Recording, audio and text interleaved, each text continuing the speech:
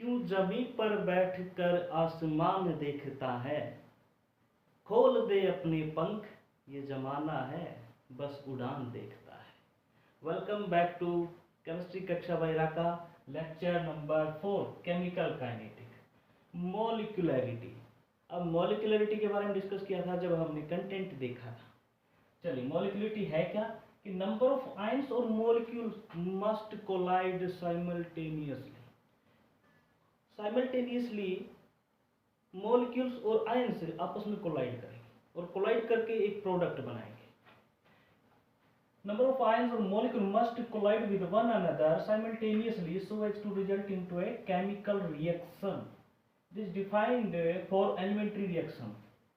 Elementary reaction वो होती हैं जो सिंगल स्टेप रिएक्शन होती हैं, और जो सिंगल स्टेप रिएक्शन होगी उसमें ऑर्डर ऑफ रिएक्शन मॉलिक्यूलरिटी के इक्वल होगा।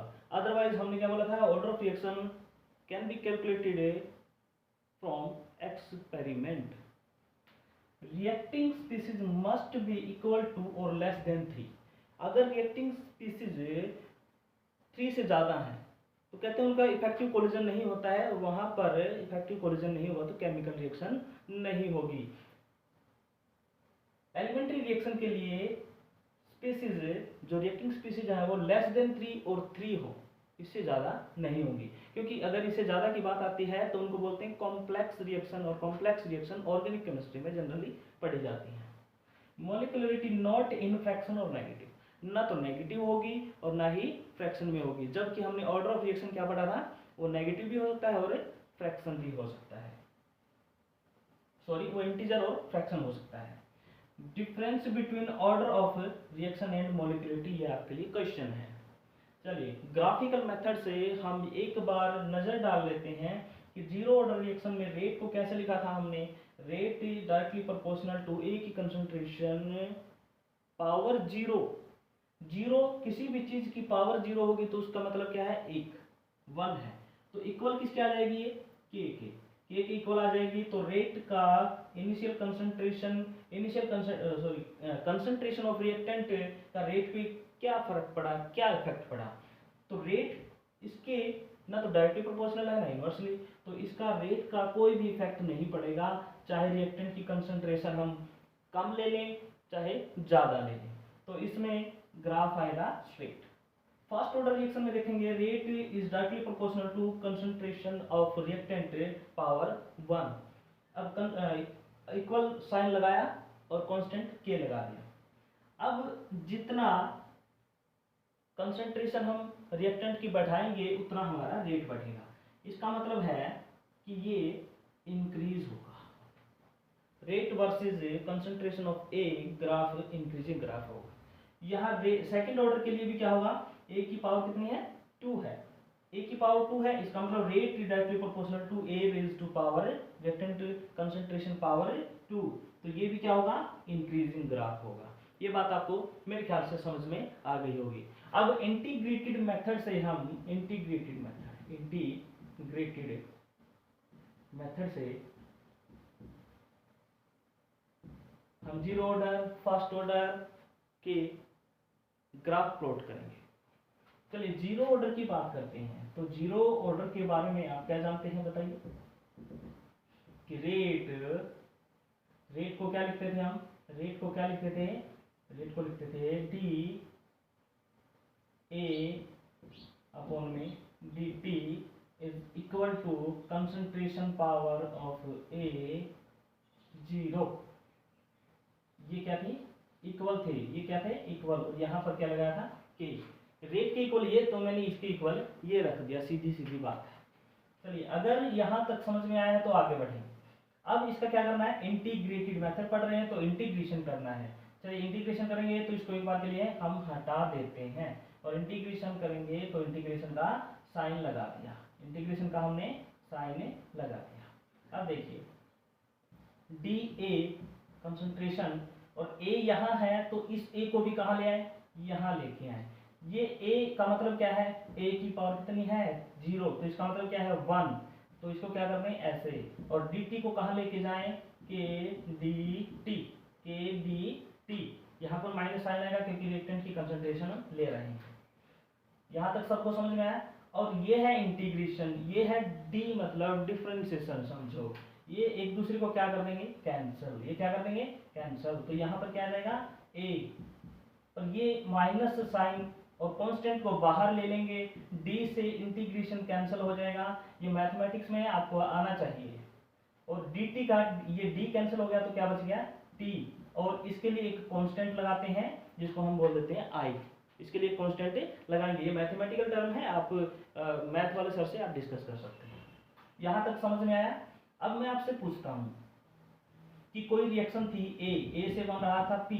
जब टाइम 0 था तो इसकी कंसंट्रेशन मैंने मान ली ए नॉट, इसकी प्रोडक्ट की 0। जब टाइम टी था तो इसकी कंसंट्रेशन मैंने कहा कि ये इतनी रह गई। ये लेफ्ट कंसंट्रेशन है, ये इनिशियल कंसंट्रेशन है। ये क्या है, इनिशियल, और ये क्या है, लेफ्ट। मतलब इसमें से कुछ न कुछ प्रोडक्ट बना है। यहां तक समझ में आया। चलिए आगे बढ़ते हैं। अब हमारे पास जब टाइम 0 था उस टाइम पे, जब टाइम में 0 था उस टाइम पे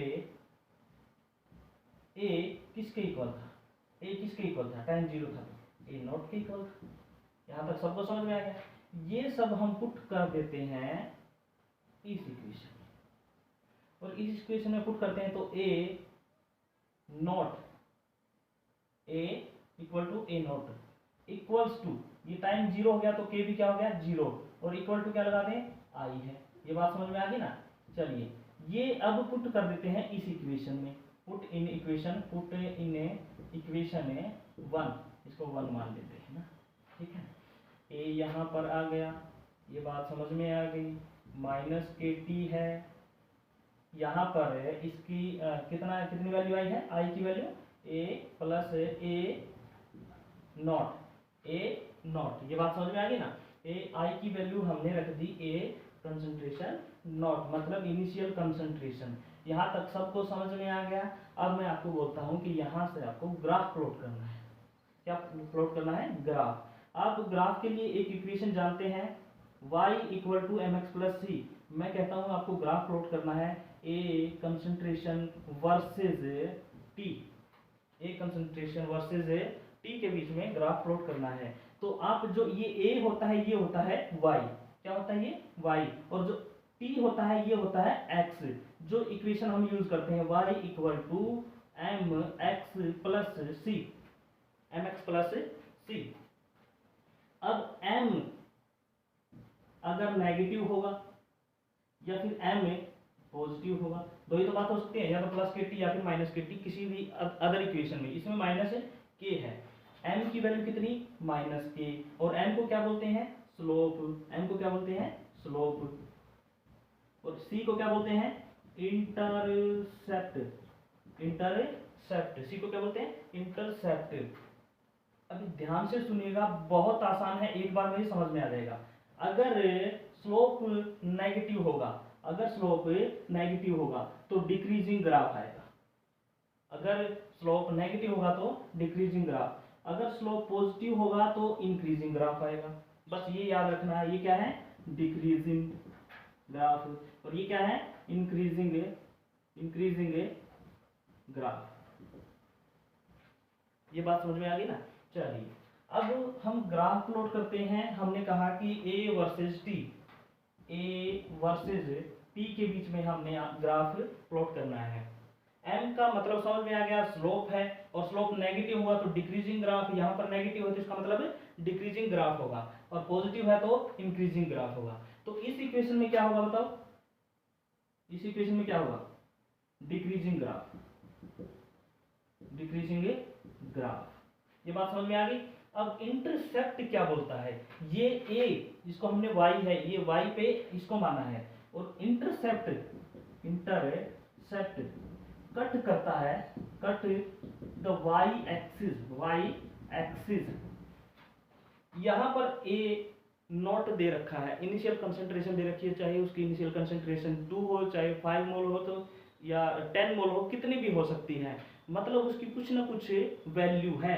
और वो जितनी वैल्यू होगी ये वाई एक्सिस पे वहीं पर काटेगा। मैं कहता हूं कि इसकी वैल्यू मैंने इतनी कुछ मान ली, ये वाई एक्सिस पे यह कट करेगा, यह कट करेगा। और दूसरी बात हमने देखी नेगेटिव स्लोप है, स्लोप कैसा है, नेगेटिव है, नेगेटिव है तो डिक्रीजिंग ग्राफ, मतलब यहाँ से हम शुरू करेंगे, वाई एक्सिस पे कट किया किसके कारण, इंटरसेप्ट के कारण, क्योंकि इंटरसेप्ट की कुछ न कुछ वैल्यू थी, और इसको क्या कर देंगे, डिक्रीजिंग ग्राफ शो कर देंगे। ये बात आपको मेरे ख्याल से समझ में आ गई होगी। बहुत आसान है, एक बार फिर से बता देता हूँ। नेगेटिव स्लोप होगा तो डिक्रीजिंग ग्राफ, पॉजिटिव हुआ तो increasing graph.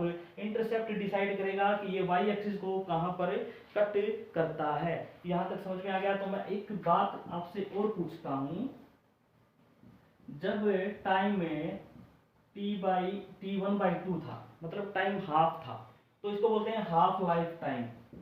Half life time क्या बोलते हैं इसको, half life time. Half life time किसकी पढ़ रहे हैं अभी, जीरो ऑर्डर, जीरो ऑर्डर। ये समझ में आ गया ना। T equal to half life time क्या होता है कि कोई भी सबस्ट्रेट, कोई भी हमने रिएक्टेंट लिया है, उसकी हाफ कंसंट्रेशन लेफ्ट हो चुकी है और हाफ कंसंट्रेशन प्रोडक्ट में कन्वर्ट हो चुकी है।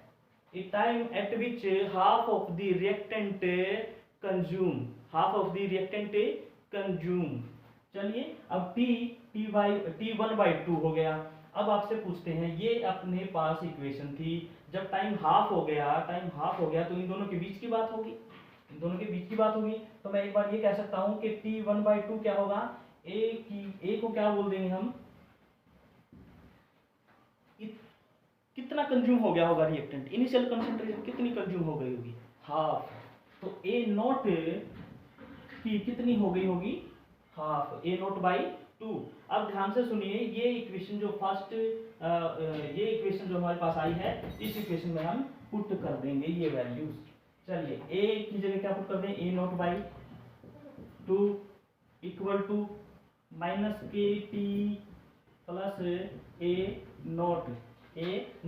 अब इसको सोल्व कर लेंगे, सोल्व करें, इसको इस तरफ लेके आए तो KT हो गया, इसको उस तरफ लेके जाए तो क्या होगा, बोलो, ए की कंसंट्रेशन ये उस तरफ जाएगा तो -A इनिशियल कंसंट्रेशन बाई 2। अब इसको सोल्व करेंगे तो क्या आएगा बताओ, ये T1/2 था, ये T1/2 था, T1/2। T1/T की जगह क्या रखेंगे, T1/2, और A की जगह A0/2। यहाँ तक समझ में आ गया। चलिए यहाँ पर T1/2 हमने कैलकुलेट करना है, K को कहाँ लेके जाएंगे, नीचे लेके जाएंगे। यहाँ तक समझ में आ गया। तो इसको हम कैलकुलेट करेंगे, 1 में से हाफ गया, कितना रह गया, हाफ, हाफ रह गया, तो इसको क्या बोलेंगे, इनिशियल कंसंट्रेशन बाई 2। और इसको हम ऐसे भी लिख सकते हैं 2K। अगर मैं आपको कहूं कि अब ग्राफ प्लॉट करना है, अब ग्राफ प्लॉट करना है, अब ग्राफ प्लॉट करना है, तो पूछे किस किस के बीच में प्लॉट करना है सर। अब ग्राफ प्लॉट करना है A0 और T हाफ के बीच में। A0 कंसंट्रेशन, इनिशियल कंसंट्रेशन, और